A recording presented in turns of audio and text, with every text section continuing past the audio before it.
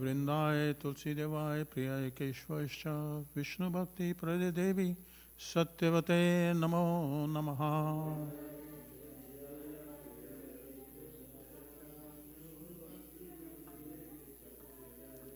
जय तुलसी महारानी की जय, वृंदा देवी की जय, गौर Premanandi.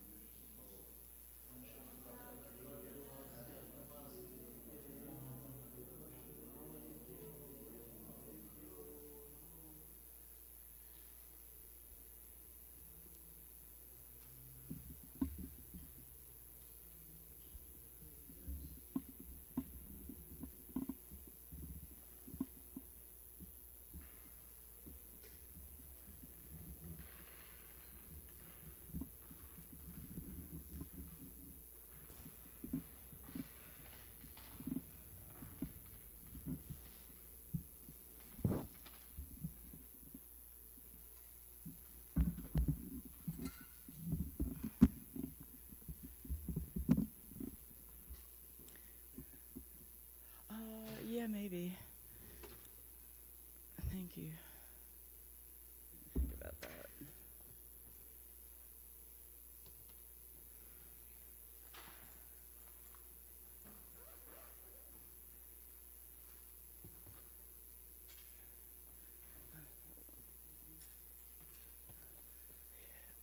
Yeah, thank you for the warm light. I don't like neon, whatever that other one is. It's too cold, right?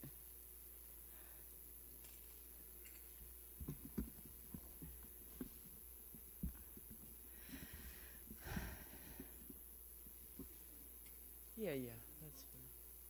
It's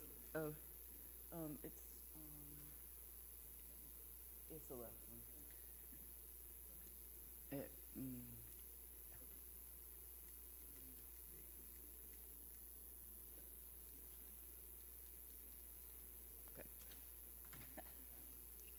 Jaya Radha Madhava Kunja Vihari Radha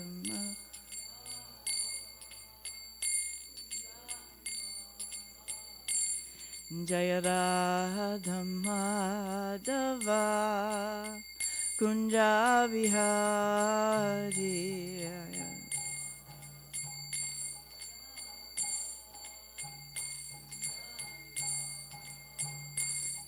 Jaya Radha Madhava Kunja Vihari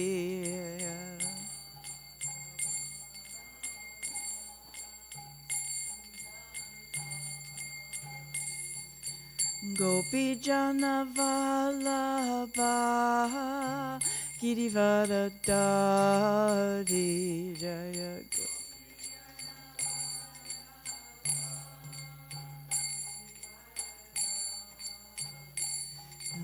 Gopi Jana Vallabha Girivardhari Jaya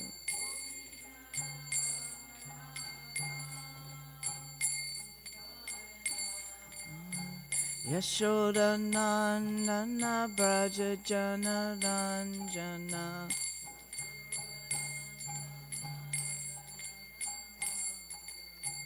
Yashoda Nandana Braja Jana Ranjana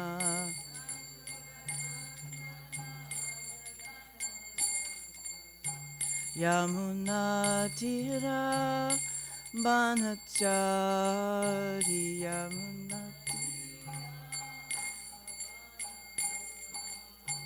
Yamuna Tira Banachari Yamuna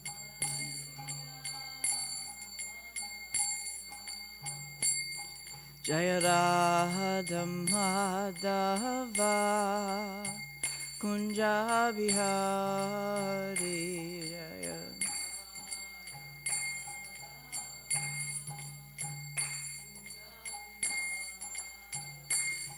Jaya Radha Madhava Kunja Vihari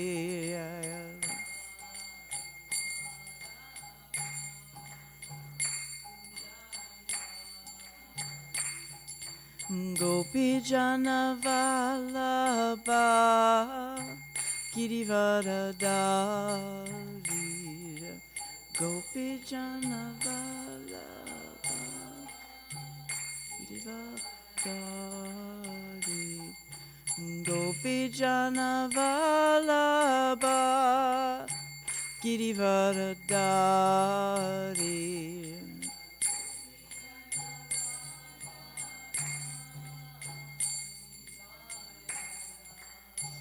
Yashoda Nandana Braja Jana Ranjana Yashoda Nandana Braja Jana Ranjana Yashoda Nandana Braja Jana Ranjana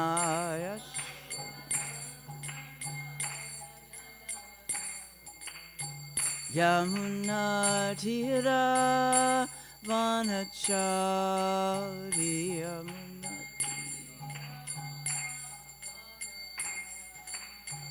Yamuna Tira Vanachari Yamuna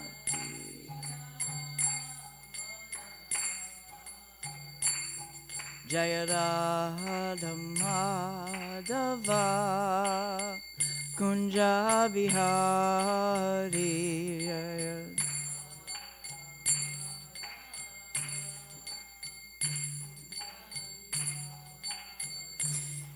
Jaya Radha Madhava Kunja Vihari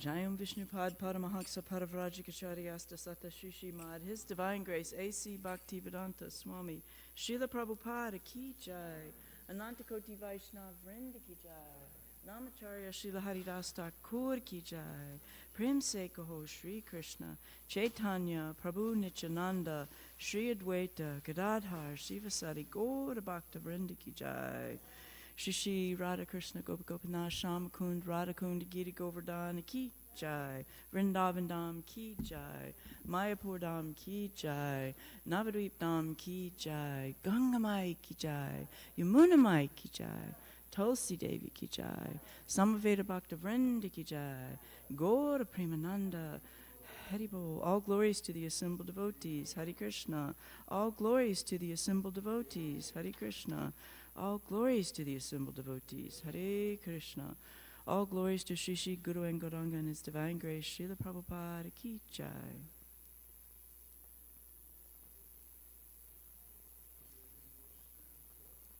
$22? Yeah, that's what Santosh had sent me.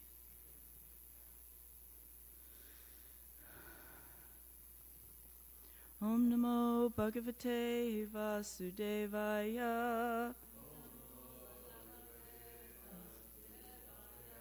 Om Namo Bhagavate Vasudevaya. Om Namo Bhagavate Vasudevaya.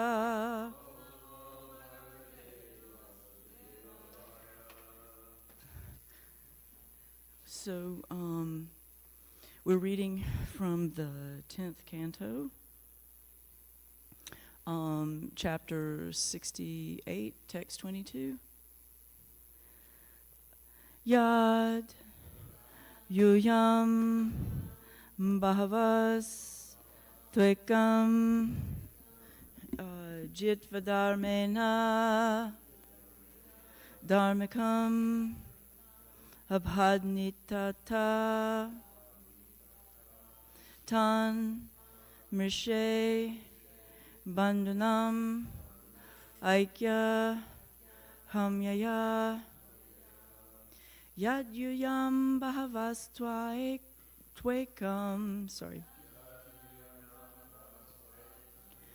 Jitva dharmena dharmikam.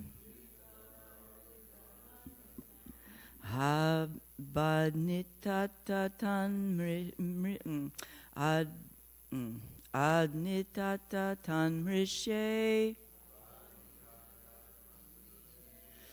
Bandhunam aikyakamyaya. Yadyuyam bhavastvekam. Jitva dharmena dharmikam.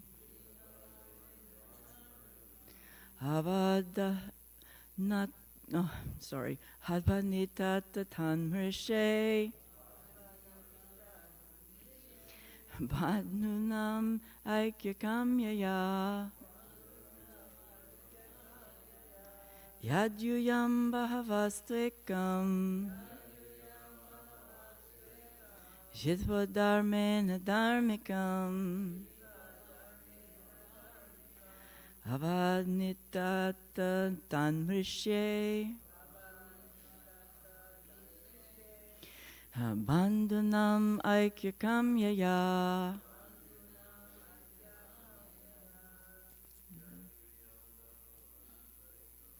Yadyuyam bhavastvekam. Jitva dharmena dharmikam. Abhadnitata tanmrishe. Bandhunam aikyakamyaya. Yadyuyam bhavastvekam. Jitva dharmena dharmikam. Abhadnitata tanmrishe. Bandhunam aikyakamyaya. Ladies?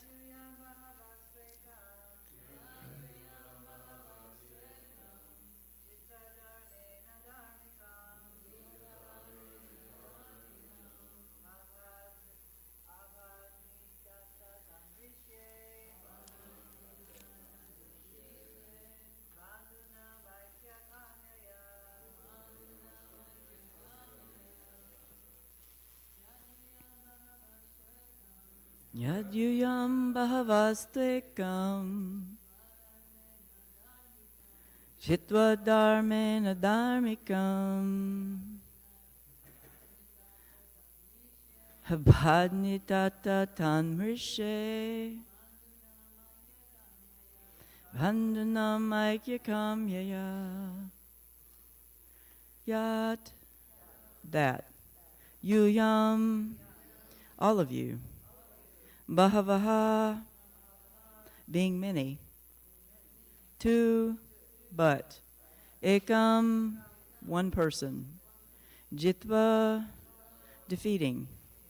Dharmena, against religious principles.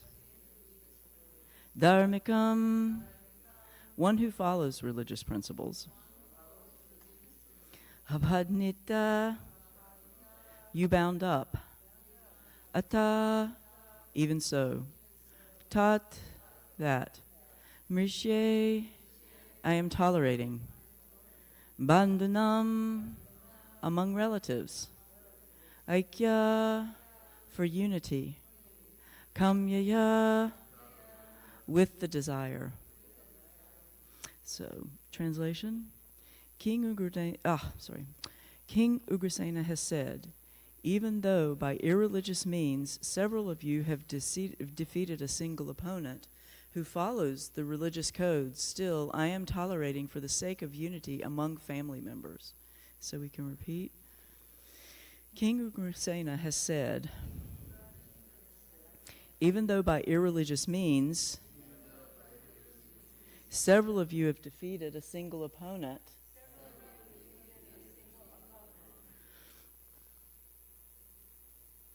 who follows the religious codes, still I am tolerating this for the sake of unity among family members. So purport by the servants of His Divine Grace, Srila Prabhupada Ki Jai. Here Ugrasena implies that the Kuru should immediately bring Samba and present him to Lord Balaram. Vishwanath Chakravarti Thakur shares with us that Ugrasena speaks in this verse. I am tolerating that you unjustly defeated Samba. His meaning is, therefore you should immediately bring him forward and give him back. He did not complete this statement, however, because just on hearing it, the opposing side would utter foul words. Jiva Goswami shares that many persons fighting a single person is a dharma, and Sanatan Goswami also shares many persons fighting a single person is a dharma. It is a dharma for a kshatriya to abduct a bride at a. It is dharma for a kshatriya to abduct a bride at a swayamvara.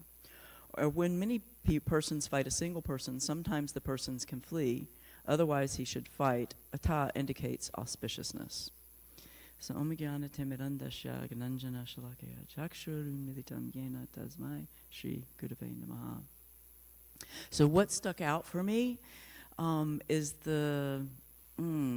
this last statement that was made by Vishwanath Chakravarti Thakur.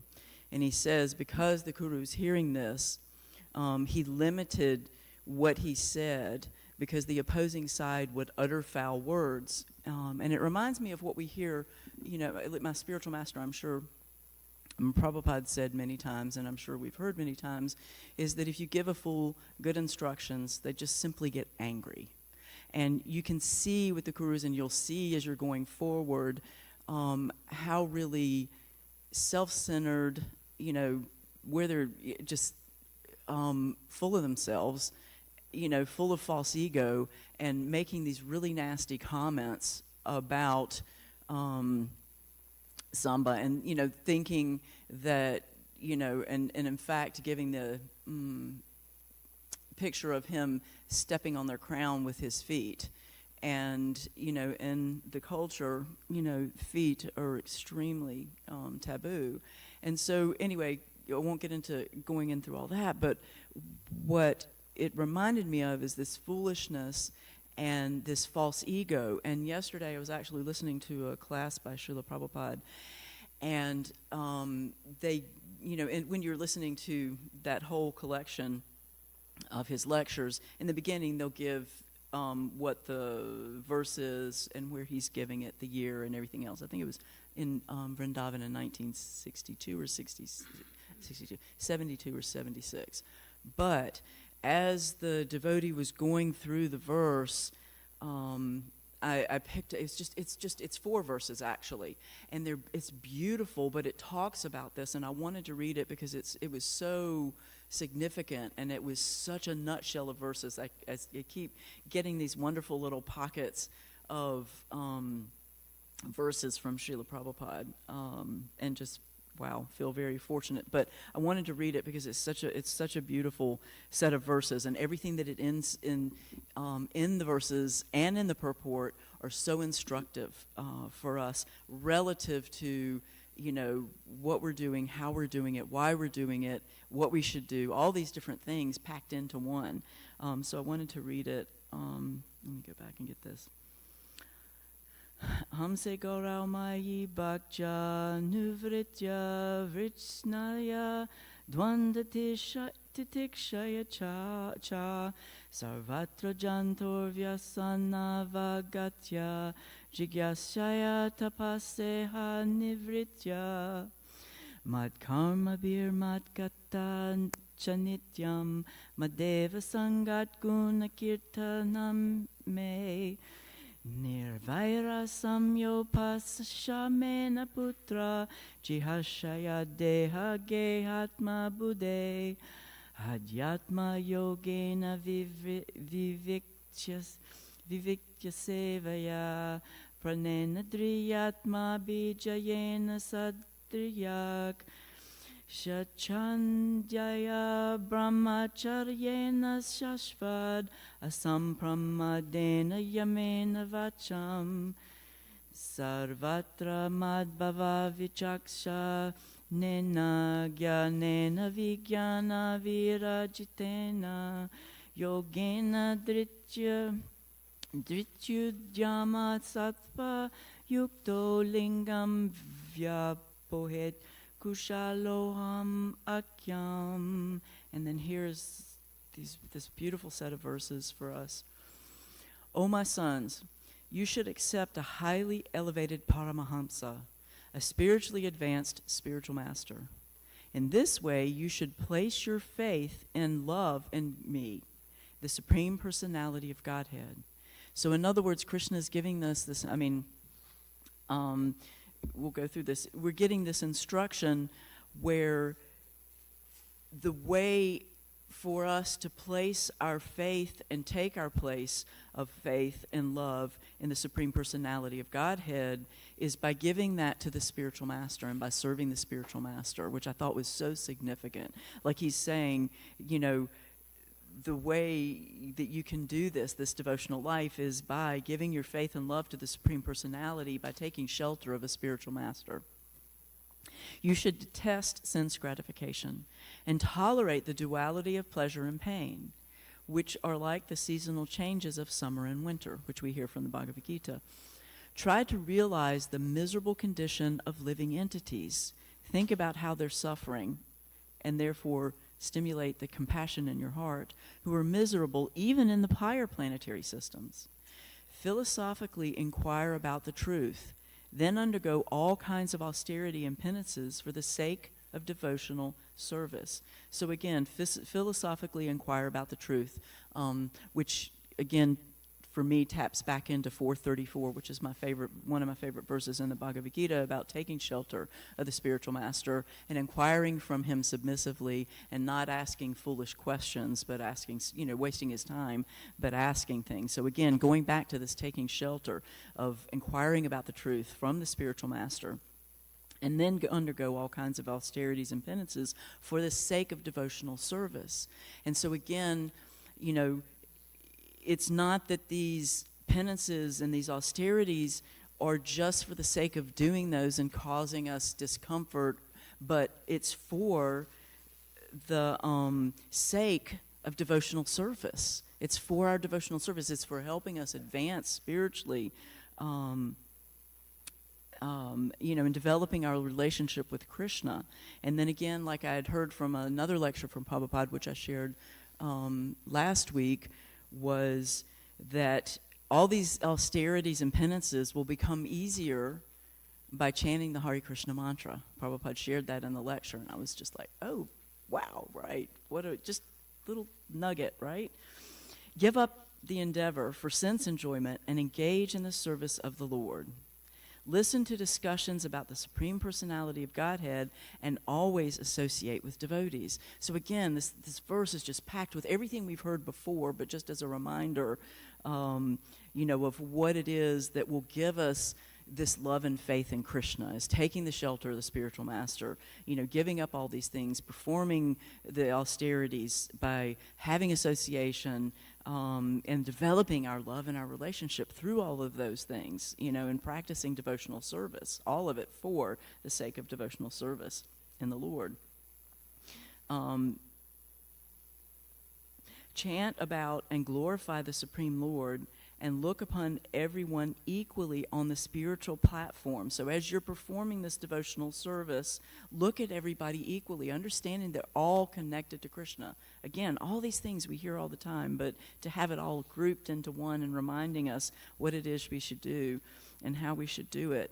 Give up enmity and subdue anger and lamentation. And the other thing too is that as we're doing, I was thinking as we're doing all these things, that's what happens through devotional service, is that we will automatically give up enmity and anger and lamentation and all these other things, that will develop this relationship, and all these things will start to drop away, and we will have compassion for all the living entities. Abandon identifying the self with the body and home, and practice reading the revealed scriptures. All these things we're doing, which is so wonderful. Live in a secluded place, which I take to be live in a place that's conducive to performing devotional service. And Practice the process by which you can completely control your life, air, mind, and senses. So again, this whole practice will help you, control the bodily urges. Have full faith in the revealed scriptures, the Vedic literatures, and always observe celibacy. In other words, doing everything that's favorable for Krishna consciousness and then avoiding everything that's unfavorable. Perform your prescribed duties and avoid unnecessary talks, prajalpa. Unnecessary. Always talk about glorifying Krishna, and then you'll always be happy. And then everybody else will see you're always happy, and they'll want to be happy, right? It just spreads. It's contagious like that. Always thinking of the Supreme Personality of Godhead, acquire knowledge from the right source. So taking us back to the beginning of the verse of always think of the Supreme Personality, always think of Krishna, never forget. And then acquire that knowledge from the spiritual master, the right source, somebody who's connected to Krishna. Thus, practicing bhakti yoga, you will patiently and enthusiastically be elevated in knowledge and will be able to give up the false ego. And so, again, by practicing this bhakti yoga and all these things that we've been sharing, that patience and that enthusiasm will also come and support us in our endeavor of devotional service. And we'll be able to give up the false ego. And I'll go through the purport too, but then just, a couple of points of thinking about how the Kurus are just so tied into their false egos, and, they're making nasty comments or will be making nasty comments, about a devotee. And the contrast of what it looks like to be practicing and connected to Krishna, taking the shelter and actually hearing something, changing our hearts, getting rid of all these unwanted things, the anartas, all these things in the heart by taking shelter and hearing these instructions and gaining knowledge, and then knowing how to actually act in Krishna consciousness. And be able to understand these things is just so important, and dropping this false ego. And it's such in contrast to the Kurus, who obviously are not listening to the instructions they get, or they're not getting the proper instructions. But, what a significance hearing makes on the heart, and transforms it, from being somebody who's so self-obsessed and so self-absorbed to somebody who gets rid of all that and who's completely happy, who sees every living entity connected to Krishna, who's full of compassion, who's full of joy all the time, no matter what, because they are connected to Krishna. And, there's such a contrast between that and the Kurus. And, think of the Bhagavad Gita, because, again, this verse is saying, you guys did the wrong thing. You're being adharmic. This, like, by many persons fighting a single person is a dharma, is a dharma. And, so they're not even thinking on that level. They did the same thing. It was like, because for me it's such a visual thing, because I have watched the Mahabharata, the second one. And, it's just this grueling scene where Abhimanyu is surrounded by all these heinous people that are just beating him to a pulp. And it's overwhelming to think about it, that the way that they're treating him, they're killing him while his father and his uncles are back there watching him. They can't get to him because I can't remember not the devotees, but the personality's name got a boon from Shiva, and he won't allow, he's able to defeat them for a day. And so he's keeping them from reaching. Arjuna's not on the field, actually. It's all his uncles. Arjuna's over somewhere else, and then he learns about it. But the whole scene is just heart-rending, because you have these, and Karna's having some change of heart, because he's like, at least kill him and not just treat him like some animal and continue to torture him, right? But here, that's what their mentality is. And in a way that kind of reflects a world without Krishna. It truly reflects a world and a heart without Krishna. That's where that false ego and the the anger and all these other things come into play. This lack of vision, lack of compassion, and all these things. So, in the purport, Prabhupada shares, in these 4 verses, Rishabdev tells his sons how they can be freed from the false identification arising from false ego and material conditional life. One gradually becomes liberated by practicing as I mentioned above. So again, we become liberated from all these things by practicing, what it was sharing in this verse. All these prescribed methods enable one to give up the material body, linga, and the identification with it, lingam vyapohet, and be situated in his original spiritual body. First, and I've also been meditating and thinking about this too. Like, we do want to advance and we do want to obtain our spiritual body, but why do we want to attain it? And for me, the whole goal of obtaining our spiritual identity is to become fully Krishna consciousness and being able to act without any self-motive, and to be able to act on all motive stimulated by Krishna, so that we see every living entity. To me, that's the whole point of taking up a spiritual body and getting to that. Yes, having a personal relationship with God and being connected on that level would be wonderful, but to why we want to do that, and that's to eliminate the suffering of other living entities so they can have the same thing, versus just being into the spiritual body and on like getting off on having a spiritual body, or thinking that so first of all, one has to accept a bona fide spiritual master. Boom. This is advocated by Srila Rupa Goswami in his Bhakti Rasamrita Sindhu, Sri Guru Padashraya. To be freed from the entanglement of the material world, one has to approach a spiritual master. Tad vigyanartam sagurum eva bigachet. By questioning the spiritual master and by serving him, one can advance in spiritual life. When one engages in devotional service, naturally the attraction for personal comfort, for eating, sleeping, and dressing is reduced. By associating with the devotee, a spiritual standard is maintained. Again, this association and accountability for our actions. That's how we maintain something, right? The word Madhava Sangat is very important. There are many so-called religions devoted to the worship of various demigods, but here good association means one who simply accepts Krishna as his worshipable deity. Another important item is Dvandva Titiksha. As long as one is situated in the material world, there must be pleasure and pain arising from the body. As Krishna advises in Bhagavad Gita, Tams Tikshasva Bharata, one has to learn how to tolerate the temporary pains and pleasures of this material world. Again, that's part of the toleration. We learn tolerance, right?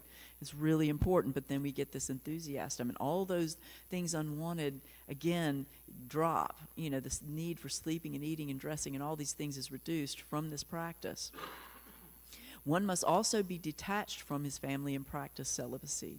Sex with one's wife, according to scriptural injunctions, is also accepted as brahmachari or celibacy, but illicit sex is opposed to religious principles, and it hampers advancement in spiritual life. So again, these restrictions aren't to say you shouldn't do this because you're just evil. It's because the deeper we go into the involvement with this material body on a bodily platform, the more it's going to hamper, or slow our devotional process. That's all.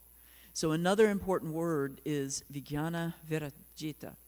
Everything should be done very scientifically and consciously. One should be a realized soul. In this way, one can give up the entanglement of material bondage. As Sri Madhvacharya points out, the sum and substance of these 4 shlokas is that one should refrain from acting out of desire for sense gratification and should instead always engage in the Lord's loving service. And this reminds me of what my spiritual master has said to a question that's been asked many times is, how do we overcome all the anarthas, and how do we do all these things, to get rid of them? And he says, don't focus on the negative, focus on the positive. Focus on Krishna, and then it'll all be taken care of. yes, we should be introspective. Yes, we should be aware of those things. But then we should go deeper into the chanting, deeper into the reading, deeper into our association, deeper into our service. And the more we give our heart and those things, then all that other desire will just fall away, right? Because he says, my spiritual master says, that if if you're thinking constantly about the negative, then you're focused on the negative, not the positive, right? So focus on the light, not the dark. In other words, Bhakti Yoga is the acknowledged path of liberation. Srila Madhvacharya quotes from Hadhyatma, Atmano vihitam karma vyarjayitvanya karmana kamasya cha parityago niretya huruttama. One should perform activities only for the benefit of the soul, which I thought was significant. Not for ourselves, necessarily on that kind of head level, but on the soul level. Why are we doing this? Any other activity should be given up. When a person is situated in this way, he is said to be desireless. Actually, a living entity cannot be totally desireless, but when he desires the benefit of the soul and nothing else, he is said to be desireless. Spiritual knowledge is jnana vijnana samanvitam. When one is fully equipped with jnana and vijnana, he is perfect. Jnana means that one understands the Supreme Personality of Godhead, Vishnu, to be the Supreme Being. And vijnana refers to the activities that liberate one from the ignorance of material existence. So again, knowing, we're gaining this knowledge about the Supreme Personality of Godhead, that he is the Supreme Personality of Godhead, and the vijnana is acting on that knowledge. It's really important that once you gain knowledge, that you act on it. You become responsible for it. You can't just ignore it. As stated in Srimad Bhagavatam 2.9.31, Jnanam parama guhyam med yad vijnana samanvitam. Knowledge of the Supreme Lord is very confidential, and the supreme knowledge by which one understands him furthers the liberation of all living entities. And again, I've also thought about this too, about knowledge of the Supreme Lord is very confidential. And confidential, I was thinking in the context that, again, tying back into if you give a fool good instructions, they will become angry. What that means is that they become offensive, and that impedes their devotional life. And that's why this knowledge is very confidential. And it's something that you go in with a pen and come out with a plow. Is that you have to, and we hear that in the 10 offenses too, is that we have to be aware of and careful of time, place, and circumstance when we do share. Right? There's some things that we can share openly, like chanting and doing, Harinam, in front of people. They'll get some benefit, but there has to be some care. Because it may actually impede. So, and so again, this knowledge is vijnana, as confirmed in Bhagavad Gita 4.9, Janman karma cha medivyam evam yo veti tatvaha taktva deham punarjanma naitimam eti sorjuna. One who knows the transcendental nature of my appearance and my activities does not, upon leaving the body, take his birth again in this material world, but attains my eternal abode, O Arjuna. And I thought that was also so very significant in the context that if one does know the Supreme Personality of Godhead, if he's gaining all these knowledge, if he's not acting according to the false ego and selfish interest, but he understands Krishna, then upon this birth, upon leaving the body, and one doesn't have to take birth in this material world, but attains Krishna's abode. And so that's really why we're doing what we're doing, is to obtain, or going to that place of having, or living in the abode of Krishna. But then the devotee is somebody who wants to give that key to that abode to every living entity. He doesn't want to just walk into the spiritual abode and not take everybody with him.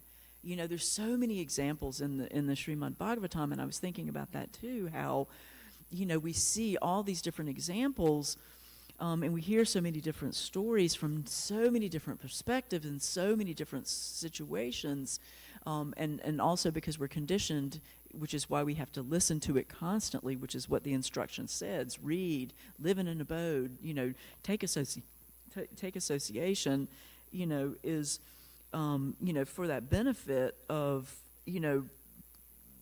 providing that opportunity to every living entity. So in just listening to that class yesterday, and then if you get a chance to go and you have the group of lectures of Prabhupada, it's 5510, Srimad Bhagavatam 5510, and it's in Vrindavan. I can't remember the exact date, but I'm assuming, and he may give several lectures on it, but it's, those verses, it's 10 through 13 actually. 10, 11, 12, yeah. And if you get a chance to listen to that lecture, I would, because there was so much packed into it, that Prabhupada was giving, because, he was talking about brahmachari and, so many different other things of, being attached to the body. Anyway, it's a wonderful lecture. So if you get an opportunity to do that, I would do that, because it's just so packed. It's just so packed. And so is everything that he shares. That's what I was thinking. And that's what I was appreciating, too, of thinking about how, Prabhupada gave all of us, how so much is packed into this one verse about devotional life. And then Prabhupada gave us, and even, carried on through his devotees, which you can hear his voice in, the 12 cantos of the Srimad Bhagavatam, and the translations, the word for each verse, the translation and the purports to all of these, what to speak of what's just packed into these 4 verses, and what he did through that, the Chaitanya Charitamrita, the Bhagavad Gita, the Krishna book.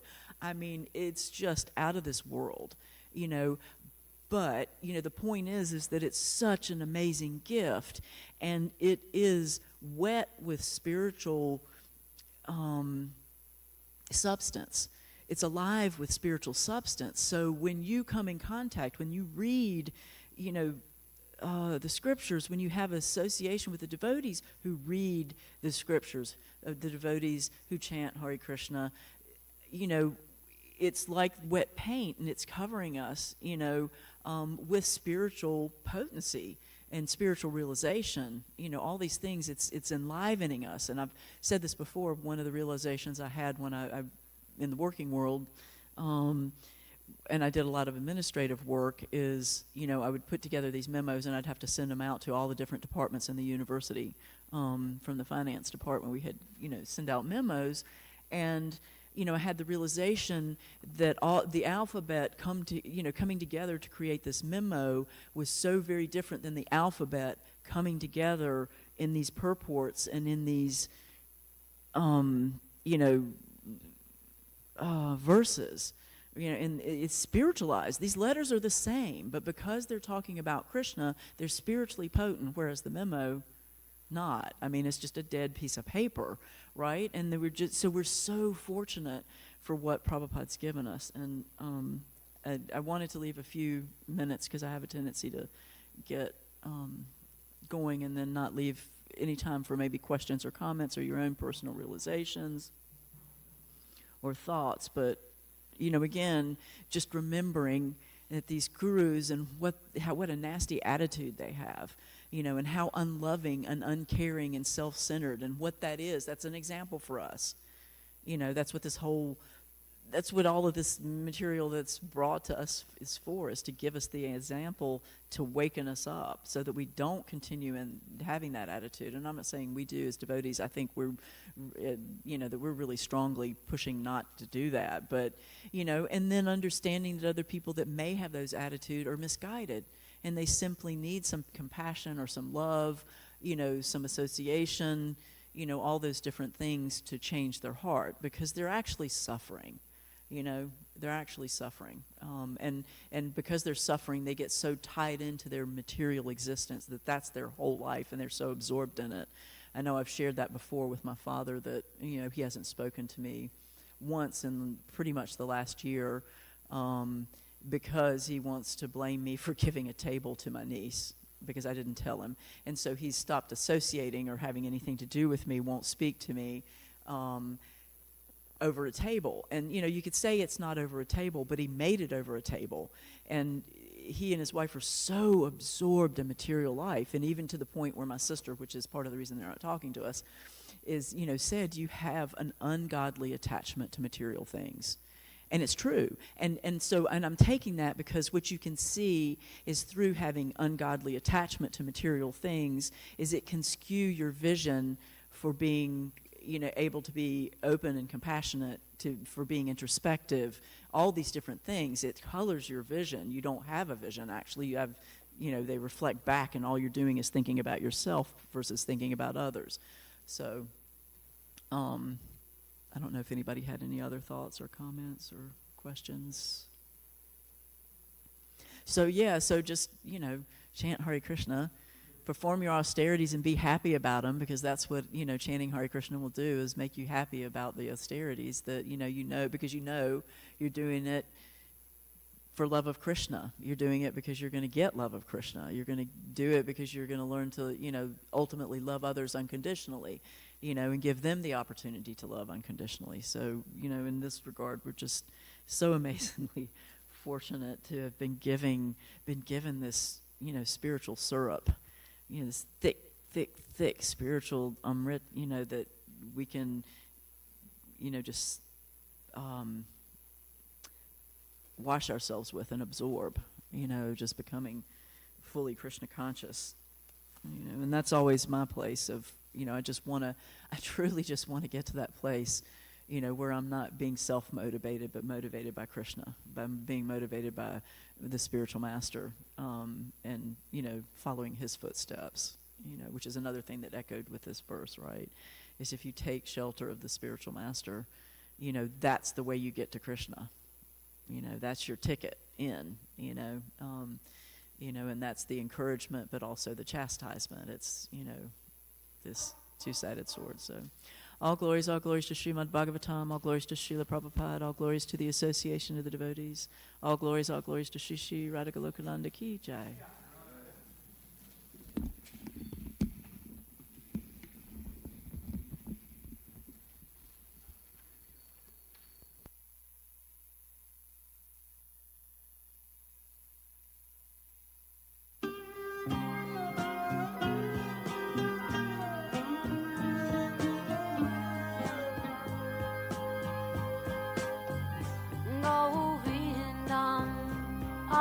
Purusham Tamaham Bhajami Govindam Adi Purusham Tamaham Bhajami Govindam Adi Purusham Tamaham Bhajami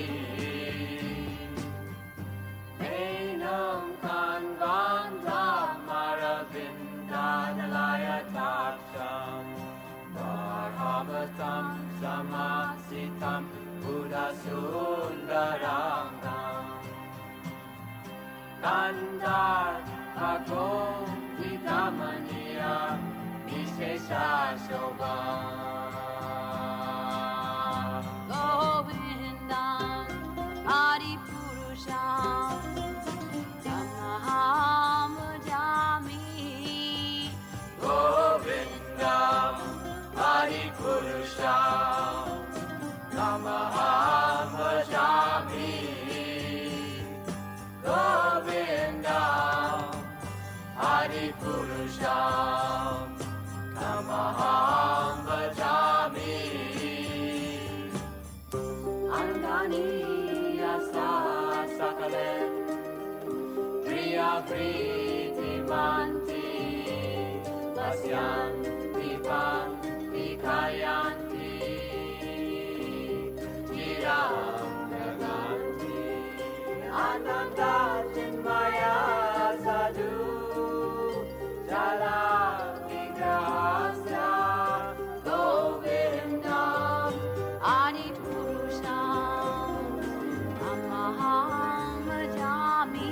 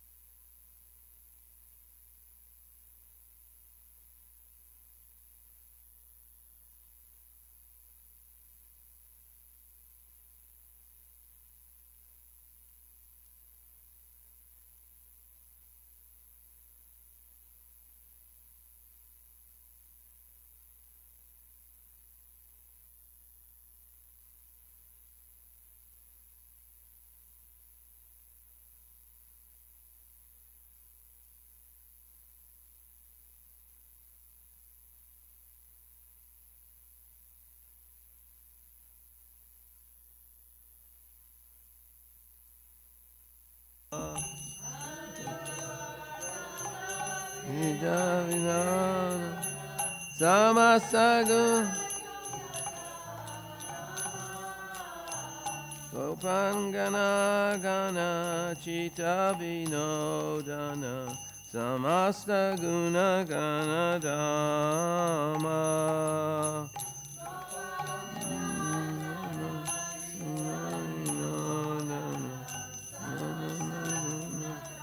Dhamma Jamuna Jivana Keli Parayana Manasa Chandra Chakora Jamuna Jivana Keli Parayana Manasa Chandra Chakora Namasudharasa Goa Krishna Jasa Rako Bachana Monamo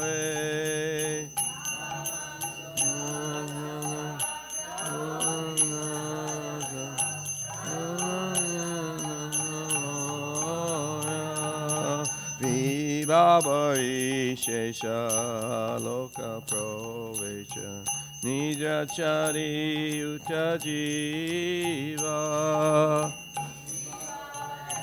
Shesha Nijachari Utajiva Bolo Hari Hari Mukunda Murari Rama Krishna Hayagriva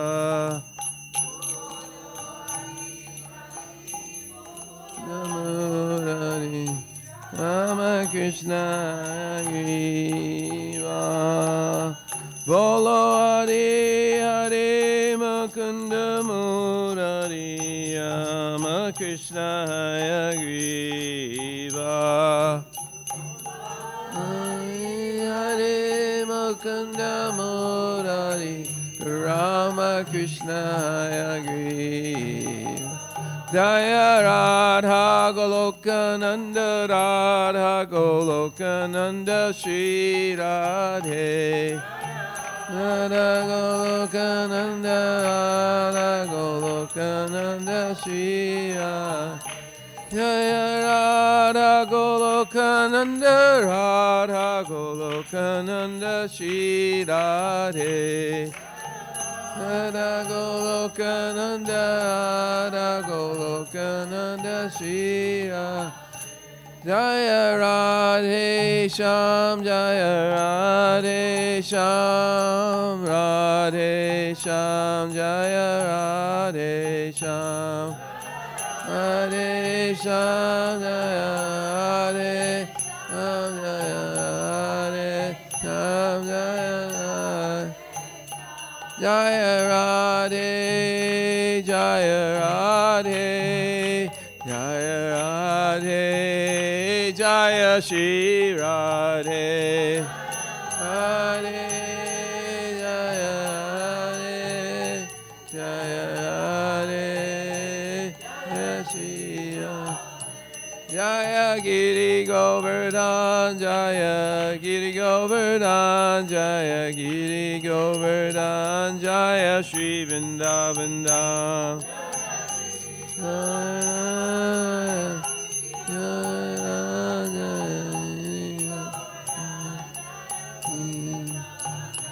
Jaya Prabhupada Jaya Prabhupada Jaya Prabhupada Srila Prabhupada Prabhupada Prabhupada Srila Prabhupada Prabhupada Prabhupada Jaya Jaya Prabhupada Prabhupada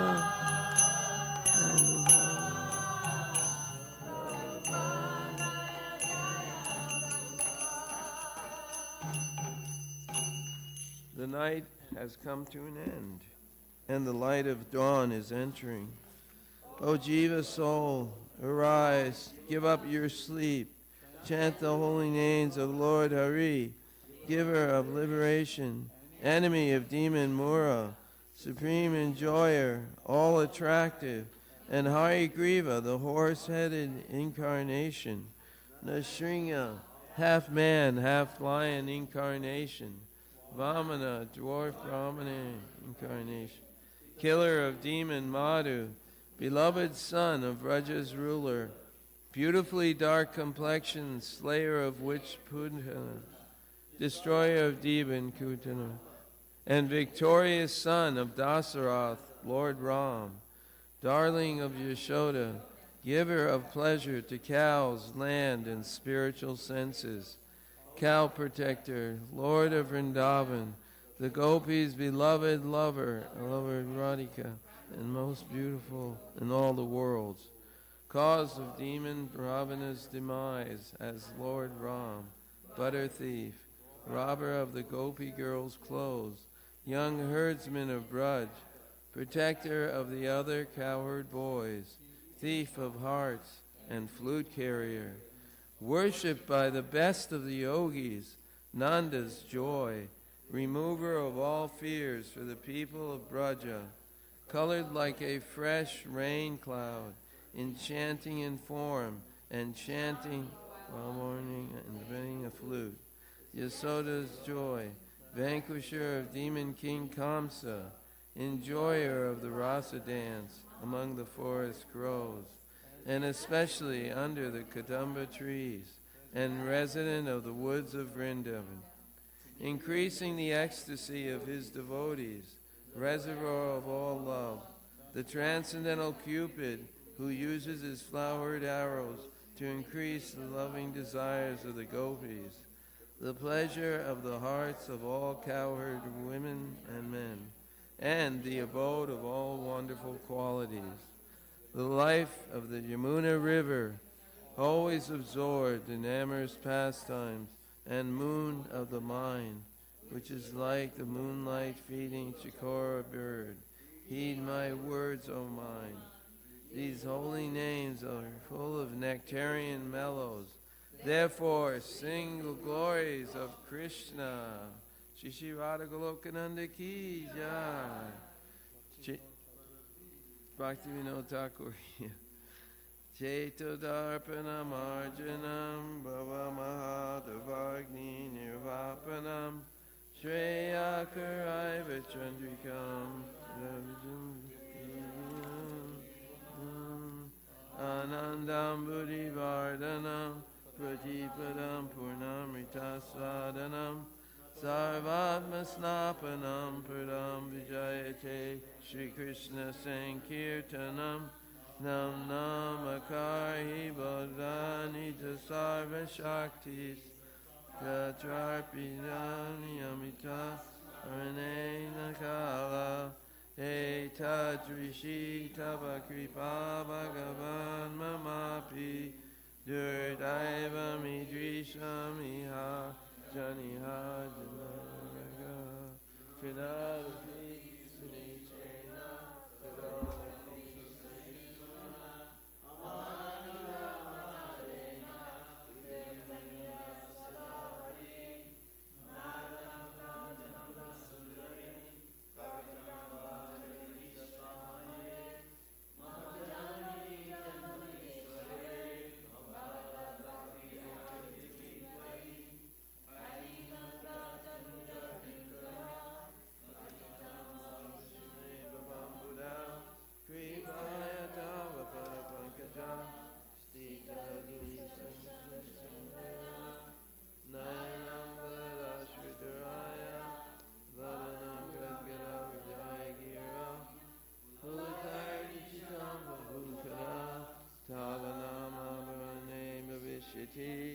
Yugaitam Namishena Chakshusha Pravishayatam Shunyaitam Jagat Sarvam